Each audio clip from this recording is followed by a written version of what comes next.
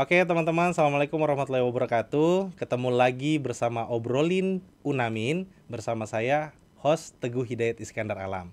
Nah teman-teman, Sobat Unamin, hari ini kita kedatangan tamu spesial yang akan nanti memperkenalkan diri. Mungkin saya langsung saja ya ke orangnya. Silakan Prof. Ika memperkenalkan diri. Terima kasih Pak Teguh. Assalamualaikum warahmatullahi wabarakatuh. Halo Sobat Unamin.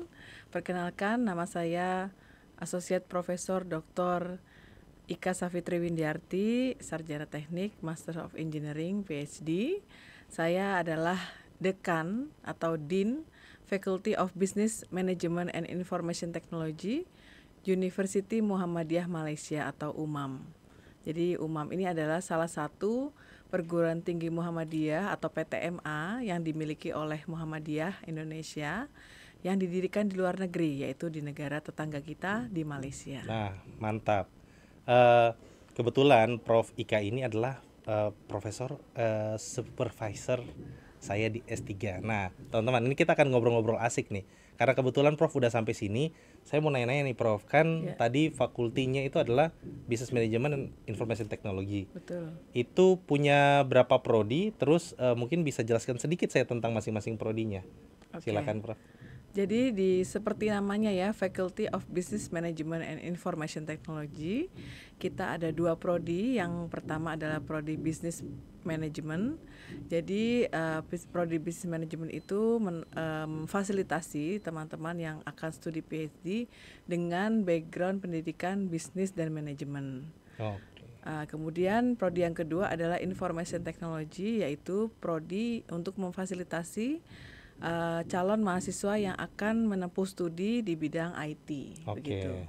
Nah, Prof, habis itu kita lihat-lihatan ya, Prof. Nah, nanti di bagian ini dipotong. Karena tadi kita udah kenalan keterusan ternyata. Oke, baik Prof. Saya mau tanyakan lagi nih terkait kan sekarang dunia IT itu berhubungan dengan artificial intelligence ya, kecerdasan buatan. Kebetulan salah satu mata kuliah di Prodi Teknik Informatika di Unamin itu ada ngobrolin tentang kecerdasan buatan di mata kuliahnya sendiri. Jadi ada artificial intelligence secara langsung. Nah, kalau Prof melihat perkembangan artificial intelligence secara general ini seperti apa di dunia? Gitu. Oke, baik. Jadi kita ini tidak bisa menolak dengan apa yang dinamakan dengan kemajuan teknologi ya. Termasuk juga generasi yang sekarang sedang menempuh studi di Unamin, utamanya kalian adalah digital native atau penduduk asli di dunia digital. Kalau kami dosen-dosen kalian ini adalah digital immigrant. Jadi kita lahir di dunia sebelum adanya era digital, kemudian sekarang sedang bermigrasi ke dalam dunia digital. Peralihan gitu Peralihan. ya. Peralihan. Sehingga untuk generasi yang sekarang kalian harus akrab dengan yang namanya dunia digital, termasuk di dalamnya adalah artificial intelligence ya, karena di era sekarang ini sudah semakin kompleks permasalahan ya, tidak sesederhana sewaktu mungkin waktu saya kecil atau orang tua kami masih masih muda gitu ya. Sekarang sudah dengan kompleksitasnya masing-masing. Contoh misalnya transaksi. Nah, transaksi dulu hanya hand to hand ya, pembayaran. Ya. Paling canggih adalah transfer bank atau dulu mungkin ada dikenal dengan wesel post ya. Mungkin kalian kalau ada yang tidak mengerti dengan wesel post bisa ditanyakan ke orang tua atau kakek nenek kalian. Pasti tahu tuh. Wesel post itu apa sih gitu ya. Nah, sekarang kompleksitas kehidupan. Setiap orang seakan-akan memiliki waktu yang kurang setiap harinya. 24 jam itu kurang untuk memfasilitasi aktivitas kita setiap hari, sehingga diperlukan adanya teknologi untuk membantu aktivitas kita. Contoh untuk transaksi seperti yang tadi saya sebutkan, kita perlu adanya misalnya QRIS atau transfer atau berupa smart card yang ada tap and pay gitu ya. Tap and pay atau tap and go gitu ya, touch and go dan sejenisnya gitu, sehingga mengurangi kompleksitas kita. Tidak perlu membawa uang cash kemana-mana, tidak perlu menyediakan kembalian untuk yang pemilik bisnis seperti itu. Jadi di luar itu teknologi ini akan semakin dikembangkan dengan menggunakan AI, yaitu artificial intelligence atau kecerdasan buatan. Jadi sistem atau tools akan dikembangkan seolah-olah menyamai atau meniru dari kecerdasan manusia itu sendiri gitu. Oke, gitu, jadi sebenarnya kan biasa kalau kita bicara tentang kompleksitas AI tadi, membantu kompleksitas pekerjaan manusia ya. Betul. Secara fisik kita cache dan segala macam itu bisa diautomasi, tetapi bisa diautomasi by automation lagi gitu. Betul. Ya di AI supaya sesuatu yang seharusnya kita tidak perlu pikir itu sudah sudah selesai dikerjakan. Yeah, nah dengan bantuan AI. Tapi kalau kemarin kan kebetulan ini Prof kan ada studium general di kami ya, di teman-teman informatika angkatan 2022 dan angkatan akhir. Yeah. Menarik karena teman-teman juga ada pertanyaan yang tidak sempat dilontarkan. Ancaman AI itu AI itu lebih mengancam atau lebih membantu menurut Prof Ika? Kalau kalau kita bicara dunia secara general tadi seperti itu, tapi kalau Indonesia nih dengan segala kasus yang kemarin ditanyakan, nah AI itu jadi mengancam atau justru membantu? Silakan. Baik.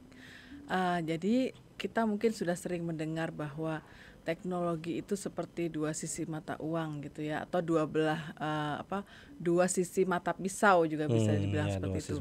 Di satu sisi dia akan sangat banyak mendatangkan manfaat untuk menunjang aktivitas manusia ya, kebutuhan manusia akan bisa ditunjang dengan adanya teknologi. Tapi di sisi lain tentu saja teknologi juga punya dampak negatif apabila digunakan dengan tidak semestinya begitu. Saya sebagai entitas dunia yang menggeluti IT, saya harus berbicara bahwa IT ini akan sangat lebih banyak manfaatnya dibandingkan mudorotnya begitu ya. Karena faktanya contoh misalnya dunia kesehatan yang dulu mungkin penyakit ya, ini mungkin dunia kesehatan juga akan sangat berkembang. Kenapa dulu zaman mungkin era saya kecil tidak ada penyakit yang namanya misalnya autism atau hyperactivity disorder atau ADHD. Ya, terus misalnya kansernya mungkin tidak sespesifik itu, misalnya kanker hanya kanker paru-paru, kanker hati atau yang tidak terlalu menjurus. Nah, sekarang sudah sangat bermacam-macam ya. Dan kanker otak pun nanti ada nama-namanya lagi gitu. Nah, hal-hal seperti ini apabila dengan bantuan AI untuk menganalisis, misalnya ada salah satu mahasiswa di UMAM itu meneliti tentang medical imaging. Jadi dia akan meneliti image atau citra-citra misalnya katakanlah brain cancer gitu ya, kanker otak. Dia akan mengidentifikasi seperti apa bentuk-bentuk dari kanker otak menurut stadiumnya atau menurut ukurannya dan sebagainya. Itu akan sangat terbantu dengan bantuan AI gitu. Jadi kalau kita sebagai orang IT jangan berpikiran memikirkan efek negatifnya, tapi bagaimana kita memaksimalkan dampak positif dari teknologi itu untuk membantu kehidupan manusia pada umumnya. Begitu. Nah, Prof ini kan kita sebagai dosen itu kan biasa membimbing juga ya, membimbing seperti Prof membimbing mahasiswa S3 atau mahasiswa S2, seperti saya juga membimbing mahasiswa S1. Kan mahasiswa sekarang itu kan sudah, karena tadi native digital native. Nah, mereka mudah beradaptasi ketika menggunakan AI. Nah, tapi penggunaannya itu misalnya untuk membantu mereka, ini saya nggak tahu, ini saya minta pendapat Prof sebagai pembimbing. Ketika mahasiswa menggunakan AI untuk mengerjakan skripsi atau tesisnya atau disertasinya, apakah boleh atau seperti apa? Karena mahasiswa sekarang tuh masih sembunyi-sembunyi, sepertinya kayak kalau saya mau buat skripsi pakai AI nanti dosen saya marah.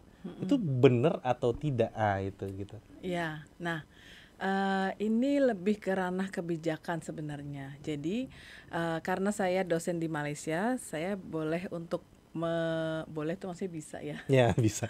Boleh itu bisa. Ya, untuk membagikan informasi bahwa di Malaysia Jabatan Pendidikan Tinggi atau mungkin di sini Dikti ya, Diktinya Malaysia beserta Kementerian Pendidikan Tinggi Malaysia juga sudah membuat surat edaran yang diimplementasikan di kampus-kampus. Jadi kampus juga masing-masing membuat surat edaran tersendiri bahwa tools AI sudah menjadi bagian dari komponen peralatan pembelajaran.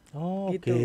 Jadi mantap mahasiswa ini. Boleh menggunakan apapun itu, ChatGPT, Genie AI, atau tools sejenisnya itu dilegalkan, dilegalkan dengan catatan tetap menjaga originalitas dari karya tersebut. Jadi bukan kita bertanya melalui prompt ChatGPT atau platform AI yang lain kemudian copy paste langsung di dalam tugas kuliah, tapi tentu saja di situ ada poin seperti critical thinking, creativity, innovation yang kita tanamkan dalam tugas yang diberikan oleh dosen kita seperti itu. Terus kemudian untuk mengerjakan skripsi juga tentu saja di situ ada proses berpikir secara kritis yang tidak semata-mata untuk mengambil sumber dari tools AI tersebut. Jadi di Malaysia tools AI itu sudah diperlakukan seperti Word, Excel, PowerPoint, SPSS,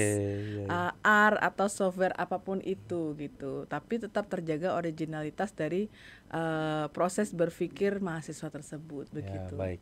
Berarti penggunaan untuk membantu proses berpikir ya. Betul. Bukan menggunakan untuk menggantung diri pada AI, menggantungkan tesis skripsi kita pada AI gitu ya. Betul. Nah, teman-teman paham ya batasannya. Jadi betul-betul kita menggunakan AI untuk menunjang kreativitas kita, inovasi kita, sama bagaimana cara kita untuk berpikir kritis gitu. Jadi skill kita jangan dipertumpul dengan AI, tapi justru AI mempertajam skillnya gitu. Kita bisa memikirkan hal yang lebih kompleks karena dibantu sama AI. Nah, yang saya mau tanyakan gini, terkait UMAM nih. UMAM ini kan semuanya profesor ya. Nah, tadi kan Prof sampaikan bahwa di Malaysia itu pendidikan tingginya sudah memberikan surat yang disampaikan ke kampus-kampus dan disebarkan di sivitas akademik kampus-kampus bahwa AI itu sudah boleh digunakan. Nah, tapi kan tidak semua orang menggunakan. Nah, apakah mereka memberikan informasi itu sekaligus dengan sosialisasinya kah, atau dengan pelatihannya kah, atau seperti apa, Prof? Kalau di Malaysia atau khususnya di UMAM? Ya, oke.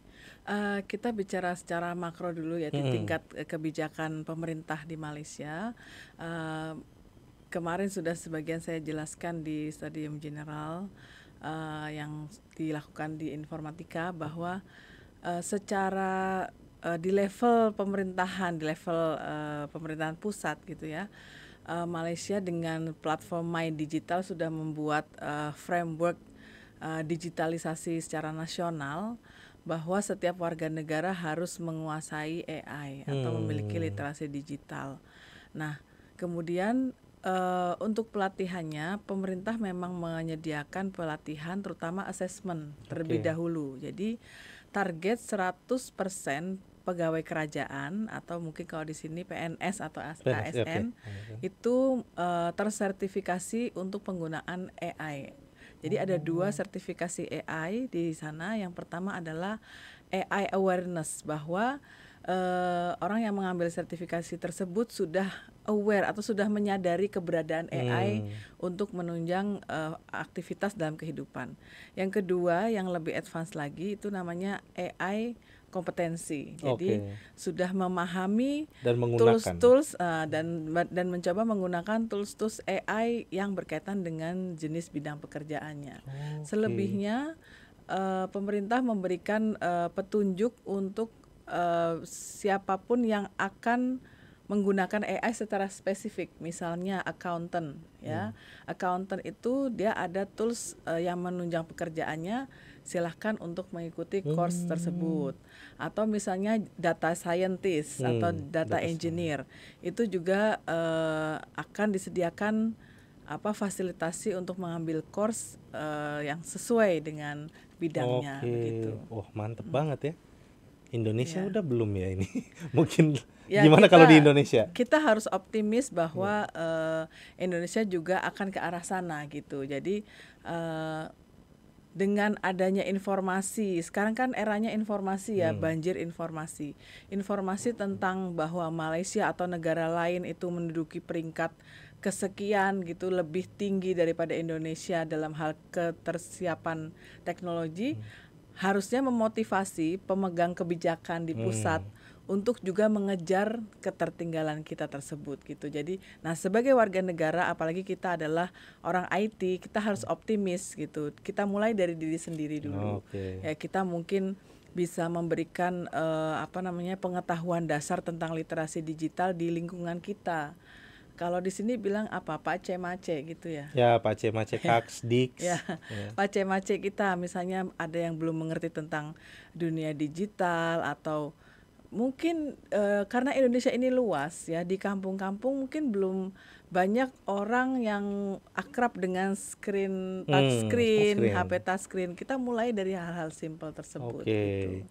Karena kalau kita lihat ya, seperti tadi, karena alasan geografis, kemudian alasan jumlah penduduk, Indonesia itu kan kalau teknologi kita bicara secara keseluruhan di dunia itu kan masuk aja. Iya. Masif dia teknologi itu, nggak bisa dibendung juga. Tapi kita harus beradaptasi. Nah, kalau tingkat adaptasinya Malaysia sepertinya sudah lebih baik ya, karena ya secara geografis, satu daratan, penduduk dan jumlah penduduk dan segala macam, dan rules-nya diikuti dengan baik oleh warganya. Nah, kalau Prof lihat sini kan gini, bukti bahwa kita illiterate secara textbook saja itu kan kita urutannya jauh nih, malas membaca. Nah, apakah kita punya harapan untuk kita digital literate gitu? Maksudnya jangan sampai kita justru jadi karena buku aja udah kayak gitu terus kita digital illiterate malah gitu. Maksudnya harapannya gimana nih? Iya, harus optimis ya. Harus optimis ya. Ini saya bicara untuk sobat Unamin pada umumnya, dan pada khususnya teman-teman yang menggeluti bidang IT atau mahasiswa atau alumni teknik informatika. Kitalah yang menjadi agen perubahan itu. Jadi anggaplah ya, satu mahasiswa ini menjadi agen literasi digital untuk 10 orang di sekitarnya. Ya, mungkin penjual siomay, penjual tahu gejrot di pinggir jalan, atau abang-abang di sini transportasi umumnya apa? Ya Gojek lah misalnya. Di sini bilangnya taksi kuning. Taksi kuning gitu. Coba kita mengajari mereka, mengenalkan sedikit terkait dengan dunia digital, maka kita harus optimis bahwa warga Sorong ya, kita tidak perlu berpikir secara makro, kita pikir secara mikro saja di sekitar kita. Kalau itu dilakukan secara simultan dan sustainability-nya dijaga, maka penduduk Sorong akan literate secara digital. Secara digital. Gitu. Ya, jadi harus optimis dan harus mendukung hal tersebut. Gitu. Karena secara infrastruktur sebenarnya udah. Iya, kan? Betul. Tinggal bagaimana kita dari diri kita udah berusaha untuk sustain, terus kita sebarin lagi ke teman-teman, paling tidak di sekitaran kita ya, orang tua, adik, kakak, teman-teman di sekeliling kita ya. Nah, Prof, menarik. Kita di sini kan di Sobat Unamin ini kan, di Unamin itu informatikanya menjadi favorit. Betul. Nah, kadang masalah yang kami temui adalah bahwa yang masuk ke teknik informatika baru mau belajar komputer nih. Nah, terus yang lulus informatika tidak berpikir untuk creation, tapi berpikir untuk menempati posisi-posisi yang sudah ada. Nah, punya tips dan trik nggak bagaimana, kayak ini kan harus berhubungan dengan critical thinking, bagaimana leadershipnya dan lain-lain ya. Betul. Nah, gimana Prof secara pengalaman pribadi menjaga diri supaya kayak saya harus yang terdepan nih, saya harus ikut lomba IT nih, saya harus. Nah itu gimana cara ininya dulu? Kan kita tahu backgroundnya Prof, nanti sekalian cerita sedikit backgroundnya, sama semangatnya kok bisa seperti itu gitu. Silakan Prof. Karena diminta untuk menceritakan background ya, saya lulus S1 dari UGM, Universitas Gadjah Mada Yogyakarta, kemudian melanjutkan berkesempatan untuk studi di Australia. Saya menempuh S2 di University of Adelaide, kemudian dilanjut langsung ke S3 di University of South Australia di bidang Electrical and Information Engineering gitu. Nah, terkait dengan motivasi atau keahlian mahasiswa ini ada kaitannya dengan tugas dari dosen. Nah, tadi kan saya sudah ke mahasiswanya harus jadi nih agen perubahan gitu ya. Nah, perguruan tinggi pada umumnya memiliki kewajiban untuk memberikan pendidikan yang layak dan sesuai dengan kebutuhan pasar atau industri saat ini begitu ya. Dan juga tidak hanya memberikan edukasi, juga secara morality. Kita juga membangun nilai-nilai moral, ethics yang mungkin kerap dikenal dengan yang namanya soft skill ya. Kemarin saya ada sedikit membahas juga tentang soft skill. Nah, ini adalah salah satu tugas teman-teman dosen ya untuk memotivasi. Salah satunya misalnya tadi, bagaimana menciptakan iklim competition di kalangan mahasiswa. Cobalah dosennya membuat misalnya tugas kuliah, tapi dilombain. Ya betul. Misalnya mata kuliah apa nih yang kira-kira menarik? Web programming misalnya. Web programming di akhir perkuliahan kita membuat showcase website hasil dari karya mahasiswa yang bisa ditonton oleh adik-adik tingkat, kakak-kakak tingkat, bahkan dari prodi-prodi lain. Silahkan untuk melihat showcase dari mahasiswa karya-karya mata kuliah tersebut, dan dipasang angket ya, mungkin berupa koin misalnya suka tidak suka gitu, ada kotaknya, atau dengan angket tertulis atau Google Form atau apapun itu, dan nanti ada pemenangnya. Nah, sehingga ini menimbulkan jiwa kompetitif. Competitiveness ini adalah salah satu soft skill. Ya, tidak semua orang punya competitiveness. Ada, saya dapati memang mahasiswa yang yang penting kuliah. Nah, ini sikap mental yang harus dihindari. Itu dari competitiveness. Kemudian di dalam competitiveness itu, ketika dosen menciptakan suasana kompetitif, di situ akan timbul efeknya akan domino, Pak Teguh. Kreativitas pasti akan muncul, innovation akan muncul, teamwork, karena suatu website design itu bisa apabila sendirian. Kita susun dengan format kelompok, teamwork akan muncul, leadership akan muncul, public speaking, ketika dia showcase dia akan mempresentasikan communication skill terus kemudian ada yang bertanya, silahkan nanti dijawab, communication skill. Semua akan muncul dalam suatu kompetisi showcase website mata kuliah web programming saja. Belum nanti mata kuliah yang lain, kewirausahaan misalnya. Kewirausahaan itu juga. Nah, ini PR-nya dosen. PR-nya Pak Teguh dan kawan-kawan. Ngatur template itu untuk dijalankan ya. Jadi memang kita sebagai dosen sudah ada panduan kurikulum ya, mau OBE, mau apapun itu jenis kurikulumnya, tapi dosen juga harus kompetitif juga, harus inovatif juga gitu. Harus kreatif juga. Jadi, nah mahasiswa Sobat Unamin ini, kalau misalnya ada tugas dosen yang seperti itu, harus diikuti dengan gembira dan semangat gitu. Karena dosen ini pasti punya misi untuk meningkatkan kreativitas dan soft skill kalian yang justru dibutuhkan secara dominan ketika kalian akan memasuki dunia pekerjaan nanti gitu. Mantap. Nah, itu tipsnya menarik banget loh. Ini tipsnya mahal loh. Ini saya mendatangkan Prof ke Unamin dari Malaysia untuk ngomongin tips ini khusus sebenarnya. Betul. Belum pernah saya sampaikan di podcast mana. Belum pernah sampaikan. Baru pertama kali ini di obrolin. Nah,